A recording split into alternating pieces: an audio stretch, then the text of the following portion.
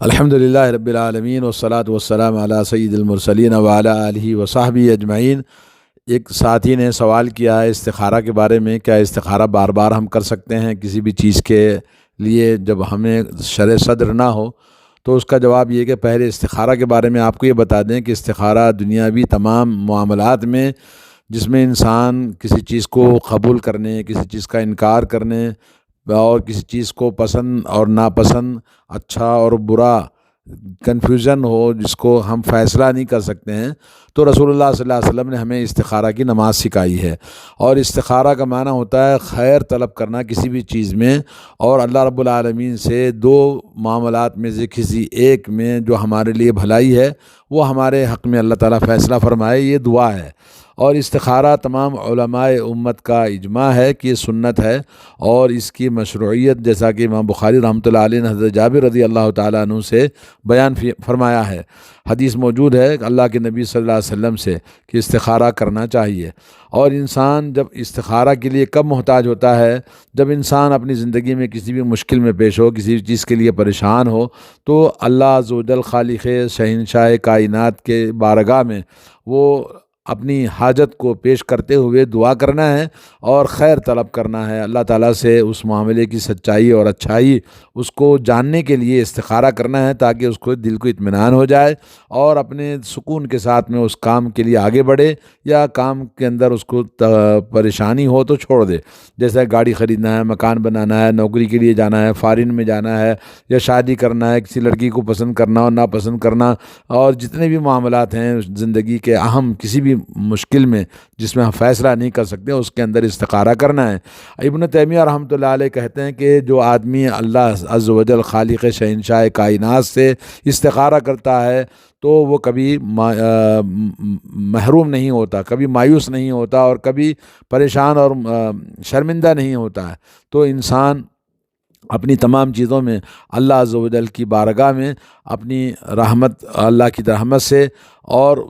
یہ استخارے کا اللہ نے ہمیں موقع دیا ہے۔ اللہ عز و جل نے فرمایا فَبِمَا رَحْمَةٍ مِّنَ اللَّهِ لِنْتَ لَهُمْ وَلَوْ كُنْتَ فَظًّا غَلِيظَ الْقَلْبِ لَانفَضُّوا مِنْ حَوْلِكَ فَاعْفُ عَنْهُمْ وَاسْتَغْفِرْ لَهُمْ وَشَاوِرْهُمْ فِي الْأَمْرِ فَإِذَا عَزَمْتَ فَتَوَكَّلْ عَلَى اللَّهِ۔ استخارہ کے ساتھ ساتھ میں جیسا کہ اللہ تعالیٰ نے نبی علیہ الصلوۃ والسلام کو حکم دیا کہ اللہ تعالیٰ کی رحمت کی وجہ سے اللہ نے آپ کو نرم بنایا ہے، اور آپ اگر درست زبان، تیز زبان، آپ کی زبان میں سختی ہوتی اور سخت سنگ دل ہوتے تو پھر یہ لوگ آپ کے قریب میں جمع نہیں ہوتے، سب ادھر ادھر ہو جاتے۔ لیکن اللہ تبارک و تعالیٰ نے آپ کو جو اخلاق عطا فرمایا، دل عطا فرمایا، آپ کے جو کردار ہے، اور اس کے لیے اللہ نے حکم دیا فاعف عنہم، لوگوں کی غلطیوں کو معاف کریں، واستغفر لہم، ان کے لیے مغفرت کی دعا کریں، وشاورہم فی الامر، اور کسی بھی معاملے میں آپ کے درپیش ہو معاملہ تو اس کو مشورہ کرو ان سے۔ فَإِذَا عَزَمْتَ فَتَوَكَّلْ عَلَى اللَّهِ، جب آپ کو یقینی طور پر کسی معاملے میں جب شرح صدر ہو جائے تو اللہ پہ توکل کریں اور آگے بڑھیں۔ إِنَّ اللَّهَ يُحِبُّ الْمُتَوَكِّلِينَ، اللہ عز و جل توکل کرنے والوں کو محبت کرتا ہے، پسند کرتا ہے۔ سورہ آل عمران 159۔ اور اسی طرح حضرت قتادہ رضی اللہ تعالیٰ عنہ فرماتے ہیں مَا تَشَاوَرَ قَوْمٌ يَبْتَغُونَ وَجْهَ اللَّهِ، کوئی بھی قوم جب مشورہ کرتی ہے اس میں اللہ کی رضامندی چاہتے ہیں تو اللہ رب العالمین ان کو صحیح راستے کی رہنمائی فرماتا ہے۔ علامہ نووی رحمۃ اللہ علیہ کہتے ہیں کہ یہ استخارہ اللہ تعالیٰ کے ساتھ میں کرنا ہے، اور جو اس کے ساتھ ساتھ اس معاملے میں جو اہل خیر ہیں، جو اہل صلاح ہیں، نیک لوگ ہیں، ان سے اس معاملے کے لیے مشورہ بھی کرنا ہے۔ اور جو خواتین ہیں تو اپنے خواتین جو ہمدرد اور اچھے دیندار خواتین سے، اپنے سینئر لوگوں سے مشورہ کریں۔ مرد ہیں تو مردوں کے ساتھ مشورہ کریں، کیونکہ انسان کمزور اور ضعیف پیدا کیا گیا ہے، اور انسان پر بہت سارے اس طرح کے مشکلات کے حالات پیدا ہوتے ہیں، تو اس میں مشورہ کرنا بہت بڑی اہم ضرورت ہے۔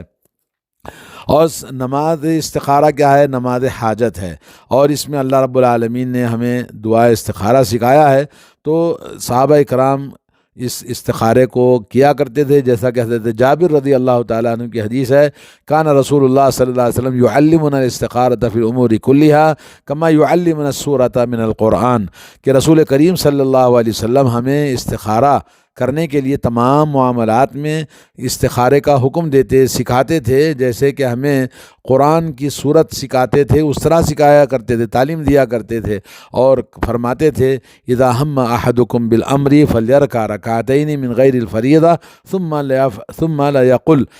جب تم میں سے کسی کو کوئی معاملہ اہم درپیش ہو تو اس کو تم میں سے کوئی آدمی جب استخارہ کرنا چاہتا ہے تو 2 رکعت نماز پڑھے فرض نماز کے علاوہ، اور اس کے بعد یہ دعا پڑھے۔ اور دعا کیا ہے؟ دعا استخارہ مشہور ہے، اللہم انی استخیرک بعلمک وقدرتک واستقدرک بقدرتک واسألک من فضلک العظیم فإنک تقدر ولا اقدر وتعلم ولا اعلم وانت علام الغیوب، اللہم ان کنت تعلم ان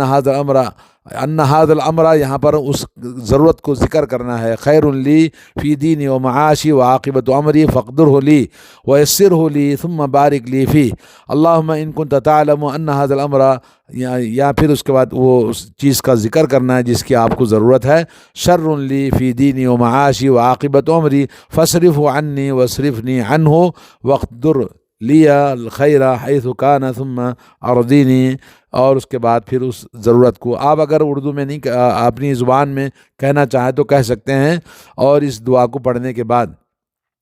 اور یہ دعا آخر میں اپنی ضرورت کو اپنی زبان میں کہہ سکتے ہیں اگر عربی میں آپ سمجھ میں نہیں سکتے کہ کہاں کہنا ہے۔ اور یہ حدیث صحیح بخاری کی ہے، 1167 حدیث نمبر ہے۔ تو نماز استخارہ کس طرح سے کرنا چاہیے؟ سب سے پہلے آپ وضو بنائیں جیسے نماز کے لیے وضو بناتے ہیں، اور نماز استخارہ کے لیے کوئی وقت مقرر نہیں ہے کہ ایک دن میں ہو یا رات میں ہو، کسی بھی وقت میں آدمی نماز پڑھ سکتا ہے، استخارہ کر سکتا ہے، دن کے کسی بھی وقت میں، رات کے کسی بھی وقت میں۔ اور استخارہ کرنے کے لیے نمبر 2 یہ ہے کہ آدمی نیت کرے استخارے کی شروع کرنے سے پہلے۔ نمبر 3 یہ کہ 2 رکعت نماز پڑھے جیسا کہ سنت کے اندر ثابت ہے، پہلی رکعت میں سورہ کافرون، دوسری رکعت میں سورہ اخلاص پڑھے قل هو اللہ احد، اور اس کے بعد نمبر 4 یہ کہ آخر میں جب سلام پھیر دے پھر اور اس کے بعد نمبر 5 یہ کہ سلام پھیرنے کے بعد دونوں ہاتھوں کو اٹھائے اللہ کی بارگاہ میں عاجزی انکساری اور آہوزاری کے ساتھ میں، اللہ تعالیٰ کی عظمت اور اس کی قدرت اور اس کی شہنشاہیت کا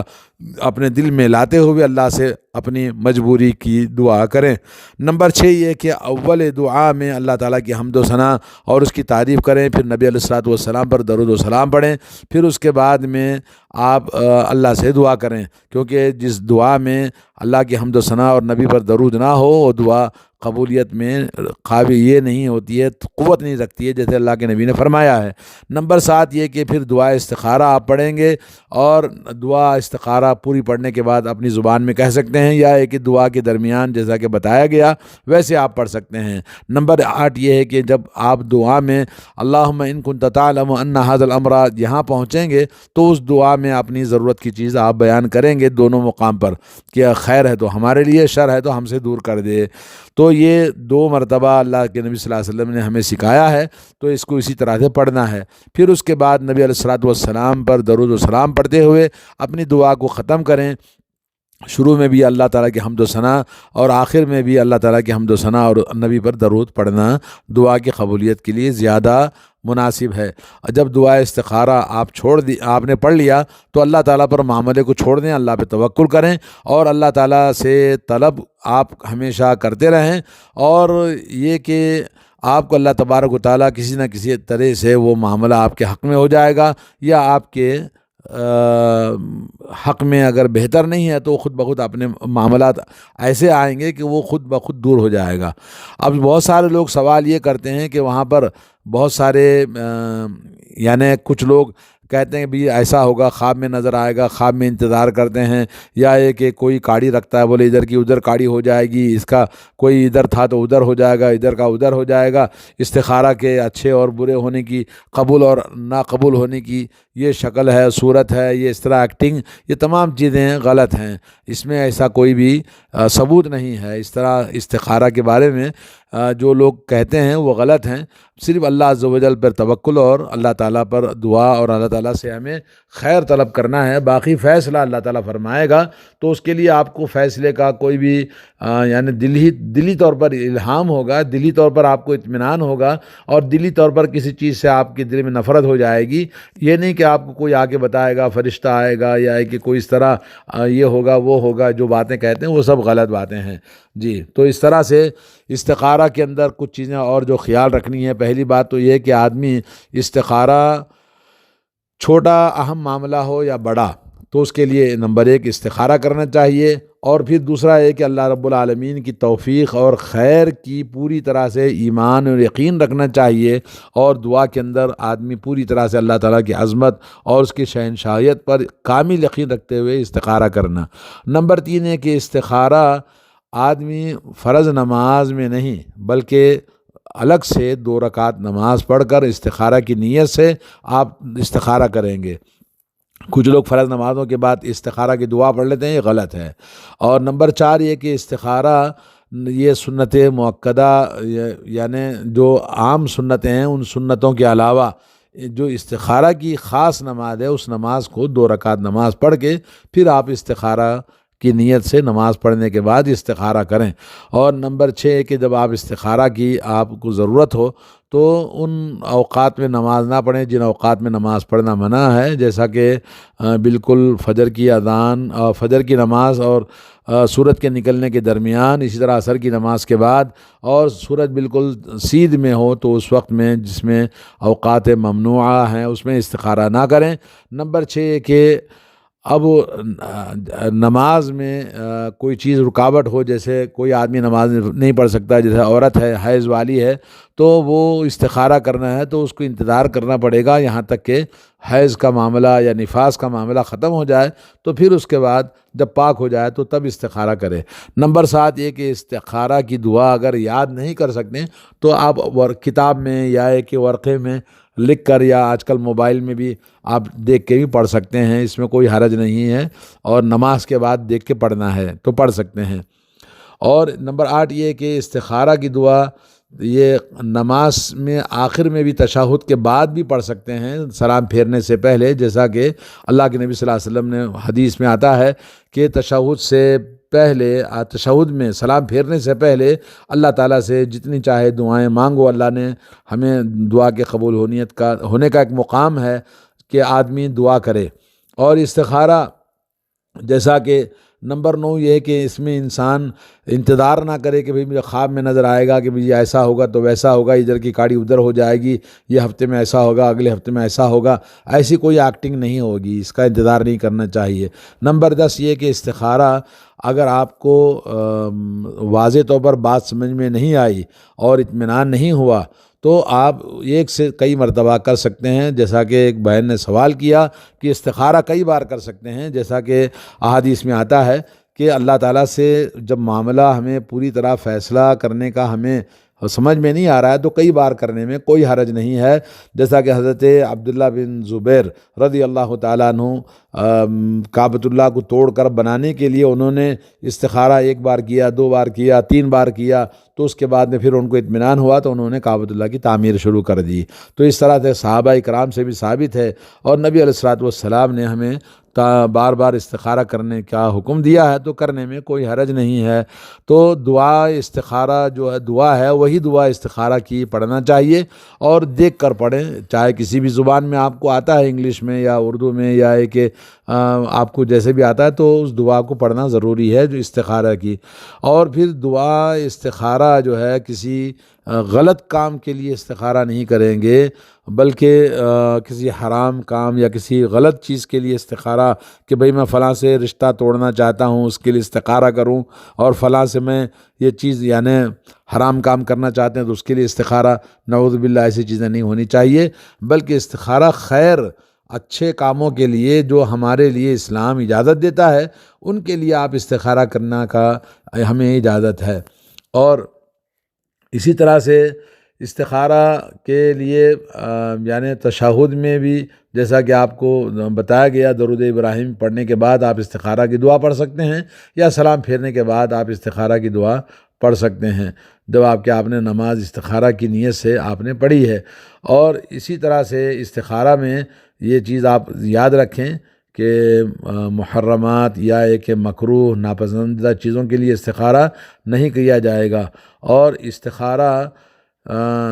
تسبیح پڑھ کر یا قرآن مجید پڑھ کے یا ایک استخارہ کسی اور سے کہنا کہ بھئی آپ مولانا صاحب ہمارے لیے استخارہ کیجئے، یا ہے کہ کسی اور کو بولنا کہ بھئی آپ ہمارے لیے استخارہ کریں، جیسا کہ آج کل لوگوں میں مشہور ہے، ایسا کہنا غلط ہے۔ حضرت عبداللہ بن عمر رضی اللہ تعالیٰ عنہ فرماتے ہیں کہ آدمی اللہ تعالیٰ سے استخارہ کرتا ہے تو اللہ تعالیٰ اس کے لیے خیر عطا فرماتا ہے، اور اللہ رب العالمین اس سے استخارہ کے بعد میں کوئی چیز اگر اس کی پوری طرح سمجھ میں نہیں آئی اور معاملہ الٹا ہو گیا تو اللہ تعالیٰ سے ناراض نہیں ہونا چاہیے، بلکہ اپنے استخارہ پر ایمان کو خراب نہیں کرنا چاہیے۔ مسند احمد میں حدیث ہے، حضرت سعد بن ابی وقاص رضی اللہ تعالیٰ عنہ نبی علیہ الصلوۃ والسلام سے بیان کرتے ہیں، من سعادت ابن آدم استخارتہ اللہ تعالیٰ، انسان کی سعادت یہ ہے کہ اللہ تعالیٰ سے استخارہ کرے، اور ابن آدم کی سعادت اللہ نے اسی میں رکھی ہے کہ جس میں اللہ راضی ہو، اللہ تعالیٰ اس کا فیصلہ اس کے لیے حق میں کرائے۔ اور من شقوت ابن آدم،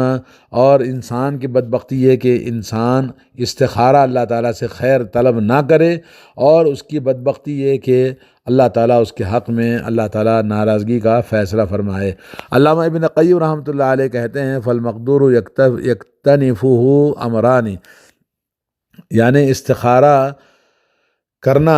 کسی بھی معاملے کے لیے پہلے کرنا چاہیے اس کام کے کرنے سے پہلے، اور اس کے بعد استخارہ کرنے کے بعد میں کوئی چیز آپ کی یعنی آپ جیسے چاہتے تھے ویسے نہیں ہوا تو پھر بھی اللہ تعالیٰ سے راضی برضا رہنا ہمارا ایمان کا تقاضا ہے، اور تقدیر پر ایمان کا حق تقاضا یہی ہے۔ حضرت عمر بن خطاب رضی اللہ تعالیٰ عنہ کہتے ہیں لا ابالی اصبحت علی ما احب او علی ما اکرہ، میں اس بات کی پرواہ نہیں کرتا کہ جو میں چاہتا ہوں ویسا میرے ساتھ ہو جائے، یا جو میں نہیں چاہتا ہوں ویسا میرے ساتھ ہو جائے، کیونکہ میں خیر اور بھلائی کو میں نہیں جانتا ہوں، کیونکہ خیر جو ہے وہ میں جو چاہتا ہوں، اور جو میں نہیں چاہتا ہوں وہ میرے حق میں فیصلہ کرنے کا اختیار نہیں ہے۔ علم غیب تو اللہ تعالیٰ کو ہے، تو اللہ تعالیٰ کے اوپر چھوڑ دینا چاہیے، اور تو اس طرح سے آدمی